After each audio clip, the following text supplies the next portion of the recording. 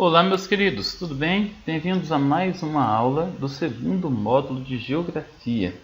Aqui nessa aula nós estamos aprendendo sobre a estrutura geológica da Terra. Nas primeiras aulas nós aprendemos sobre as eras geológicas e aprendemos também sobre a estrutura externa da Terra, como que a Terra se divide, né? A divisão em hidrosfera, litosfera, a atmosfera, a biosfera e todo o conjunto de vida relacionado à Terra. Nessa aula nós vamos estudar sobre a estrutura interna da Terra. Bom, nesse primeiro quadro nós podemos observar que a Terra é dividida de três formas diferentes: a crosta terrestre, o manto, que é uma camada intermediária, e o núcleo. Na crosta terrestre ainda é onde ficam os continentes, que ficam situados sobre as placas tectônicas. Nessa segunda imagem, nós conseguimos ver essa subdivisão de uma maneira um pouco mais minuciosa, um pouco mais elaborada, né? Vamos começar pela crosta terrestre ou pela litosfera. É uma camada grossa, rochosa, como vocês podem estar observando, né? Ela tem uma espessura que varia de 60 quilômetros nas áreas mais montanhosas e entre 5 e 10 quilômetros nas bacias oceânicas. Tem um manto, o manto ele é pastoso, ele é composto por rocha derretida e ele corresponde, ele pode ser subdividido, né, em manto interno e manto externo, tá? Então ele corresponde à porção abaixo da crosta, pode ser dividido de duas formas, né? Acima do cima é a espessura de 1.200 km e a camada intermediária é chamada de núcleo exterior, com espessura de 1.700 km. Então o manto ele tem de 6.370 km, 2.000 km a mais do que a distância entre o Oiapoque e o Chuí. E o núcleo é a porção central da Terra, com a espessura de 3.470 km e em média 6.000 graus de temperatura. Pessoal, nessa próxima imagem, nós conseguimos observar o modelo geoquímico e o modelo físico. Então, tem dois tipos de modelo a estrutura da Terra. O modelo geoquímico é dividido em crosta, manto e núcleo.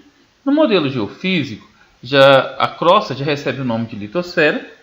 Tem a astenosfera, que é a camada intermediária, né? Aquela camada bem próxima da litosfera, que é aquela região ali onde começa a ter a fusão de rocha pastosa derretida para rocha sólida, né?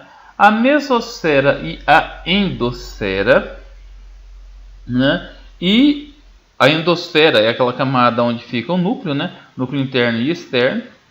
E a endosfera, né? Ela também compreende a parte tanto sólida quanto líquida do núcleo. Vamos rapidamente observar esses dois modelos. Bom, a crosta possui como elementos mais abundantes o silício, o oxigênio, o alumínio, o magnésio e o ferro. Representam 1,55% do volume da Terra. Ela pode ser tanto oceânica quanto continental. O manto possui elementos mais abundantes, né? O silício, o oxigênio, magnésio e ferro. E cerca de 82% do volume da Terra é subdividido em manto superior e manto inferior. O núcleo, os elementos mais abundantes é o ferro e o níquel, por isso é chamado de NIF, né? E corresponde a 16% do volume da Terra. Vamos ver agora o modelo físico. A litosfera é a zona rígida mais externa, constituída pela crosta e pela parte do manto mais externa. É onde se encontram todas as formas de vida também, tá, pessoal? A astenosfera é a zona de comportamento plástico. As condições de pressão e de temperatura permitem a fusão parcial de alguns constituintes. Então é nessa região da astenosfera, né, que começa a ter a separação dos minerais metálicos dos minerais não metálicos. É nessa região da astenosfera onde começa a ter a divisão do ferro, do ouro, do urânio, né? É ali que começa a ter a solidificação dos materiais dos núcleos platônicos dos escudos cristalinos, né? A mesosfera é uma zona rígida entre a astenosfera e o núcleo.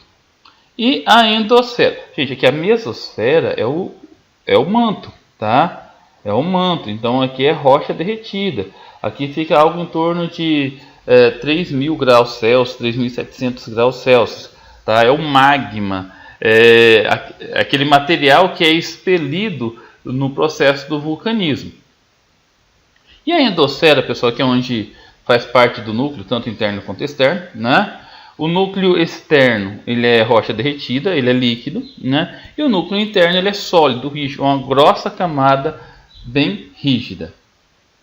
Bom, vamos falar agora dos agentes internos ou agentes endógenos. Bom, os agentes internos são processos que têm a sua origem no interior da Terra, como o vulcanismo, o tectonismo e os abalos sísmicos. O vulcanismo é a atividade pela qual os materiais vindo do manto atingem a superfície. Então, tudo que está no manto, né, magma, ele pode chegar até a superfície através do processo do vulcanismo. Então, através do processo do vulcanismo, olha só, lavas, cinzas e gases são expelidos para a atmosfera. Como que eles são expelidos? Através de fendas ou aberturas da crosta terrestre. Né? A acumulação e a consolidação da lava expelida pelos vulcões podem dar origem às montanhas e ilhas. Aqui nessa imagem nós temos um vulcão, né? O vulcão Stromboli, na Itália. Vamos falar agora, pessoal, das placas tectônicas. As placas tectônicas são gigantescos blocos que integram a camada sólida externa da Terra, ou seja, a litosfera, a crosta terrestre, mais a parte superior do manto. Então nós temos, pessoal, várias placas tectônicas, tá? Olha aqui nós temos na imagem o nome de todas as grandes placas tectônicas. A placa norte-americana, a placa de Juan de Fuca, a placa de Cocos, a placa das Caraíbas, que fica ali na América Central, né? A placa de Násica e a placa sul-americana, que são as duas mais próximas da gente. A placa do Pacífico, a placa africana, a placa de Anatólia, a placa arábica, a placa euroasiática, a placa índica, a placa antártica, a placa australiana, a placa das Filipinas, a placa do Pacífico, ok? Então é por isso que vocês podem observar que determinadas regiões do globo têm muito abalo sísmico. Por exemplo, olha só, aqui ó, no Japão. Essa regiãozinha aqui onde a seta está passando é o Japão. O Japão fica perto de uma região de encontro entre 1, 2, 3 placas tectônicas. Entendeu? Essa região aqui, ó, que é chamado de Cinturão de Fogo do Pacífico. Ó, tá vendo? Essa região aqui, ó, termina aqui. Por que Cinturão de Fogo do Pacífico? Porque são regiões de encontro entre grandes placas tectônicas. Então tem muito abalo sísmico e muitos vulcões em atividades ainda. Nessa região aqui na Austrália, tá vendo? Onde tem um grande conjunto de ilhas, aqui da Oceania, próximo da Austrália, né? São ilhas que têm grandes vulcões em atividade, em intensa atividade, e também tem grandes abalos sísmicos, tá? Então, só para a gente recapitular, as placas tectônicas são imensos blocos rochosos que ficam nadando sobre o magma, tá? E esses blocos eles se unem como se fosse um imenso quebra-cabeça e formam a estrutura externa da Terra. Vamos falar um pouquinho da teoria que achou significado para isso. É a teoria da deriva continental. Bom, de acordo com essa teoria, né, a teoria da deriva continental, a propósito, a teoria da deriva continental também é conhecido como teoria da tectônica de placas. A crosta terrestre é uma camada rochosa descontínua que apresenta vários fragmentos denominados placas litosféricas ou placas tectônicas, como eu já comentei com vocês, né? Essas placas compreendem parte de continentes e o fundo dos oceanos e mares. Essa teoria foi criada pelo meteorologista alemão Alfred Wegener, na qual ele afirmou que há aproximadamente 200 milhões de anos não existia separação entre os continentes, ou seja, havia uma única massa continental chamada Pangeia e um único grande oceano chamado Pantalasa. Depois de milhões de anos, houve uma fragmentação, surgindo dois megacontinentes chamados de Laurásia e Gondwana, e a partir daí os continentes foram se movendo e se adequando às condições atuais. Bom, vamos dar uma olhada agora no que representa tudo isso. Mais uma vez, nós temos aqui uma imagem que mostra as placas tectônicas. Eu já mostrei cada uma para vocês, individualmente, é claro, né? Aqui eu tenho as cadeias de montanha e os vulcões ativos pelo mundo, tá? Então, essa região aqui, ó, chamada de Cinturão de Fogo do Pacífico, porque é a região que mais tem vulcões ativos e fica próximo do Oceano Pacífico. Aqui, pessoal, são imagens que representam a teoria do alemão Wegener. No começo, nós tínhamos um único grande continente chamado Pangeia. Todos estavam unidos. Observem aqui na imagem ao lado, tá? Temos aqui a América do Norte, América do Sul, África, Antártica, Austrália, Eurásia. Tudo isso, pessoal, foi há cerca entre 250 milhões de anos atrás. Entre 500 e 250 milhões de anos atrás, tá? Há cerca de 125 milhões de anos atrás começou a separação, tá vendo? A Laurásia e Gondwana, ou seja, América do Norte, Europa e Ásia, né? Ficaram na Laurásia, e a Gondwana, América do Sul, África, Antártica, né? E Austrália começaram a se separar. Bom, aqui nós temos mais uma vez, ó, Pangeia, tá? O oceano era chamado de Pantalasa, como nós já vimos, né? Aí começou a separação, ó, Laurásia e Gondwana, bem fácil da gente lembrar, não é verdade? É por isso que as características da parte norte do planeta é diferente da região sul. E hoje, olha o nosso mundo como ele é. Nós temos a Eurásia, a África, a América do Sul e a América do Norte. Tanto é que alguns teóricos gostam de nivelar o nosso mundo em 7 continentes, colocando a América do Sul como um continente e a Antártica também como um continente.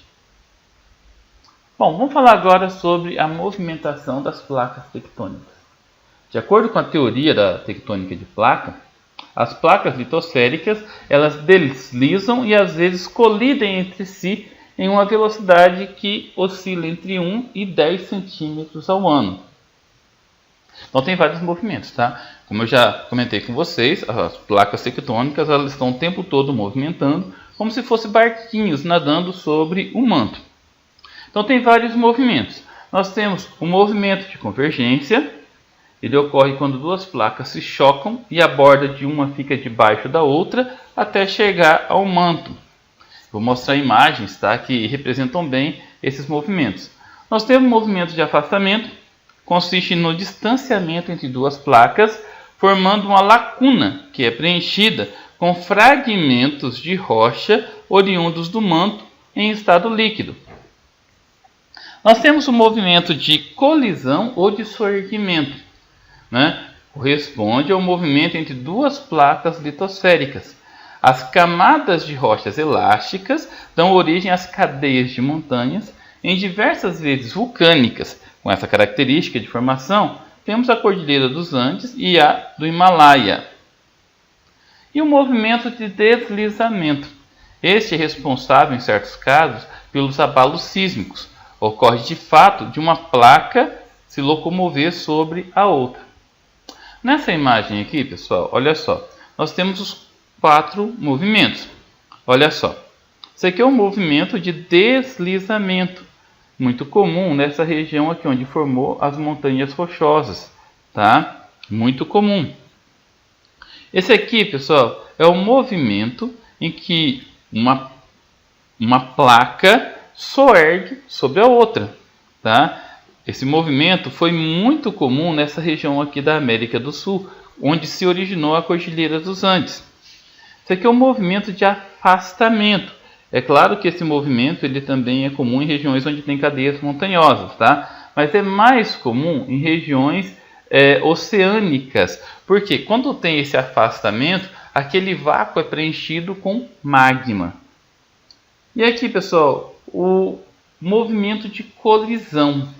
Tá? Esse movimento ele gera cadeias montanhosas, sendo que o mais famoso desse movimento aconteceu aqui nessa região da Ásia, onde fica a cordilheira do Himalaia.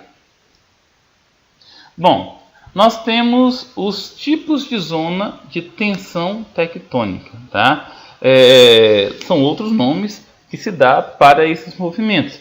Nós temos a zona de divergência, que é o afastamento, a zona de convergência, que é o deslizamento, também chamado de obducção, não é verdade? E a zona de convergência ou subducção é quando ocorre o soerguimento de uma placa sobre a outra. Normalmente a placa de menor espessura, né, a mais fina, ela tende a subir e a mais grossa tende, né, de maior espessura e em direção ao manto. Mais uma vez, só para a gente massificar bem esse contexto, aqui nós temos os movimentos, né, das placas: deslizamento, soerguimento, afastamento, colisão. Ok? Pessoal, chegamos agora na última parte. Tá? O significado de isostasia ou movimento isostático. A isostasia, ou movimento isostático, é um termo utilizado em geologia para se referir ao estado de equilíbrio gravitacional e às suas alterações entre a litosfera e a astenosfera da Terra.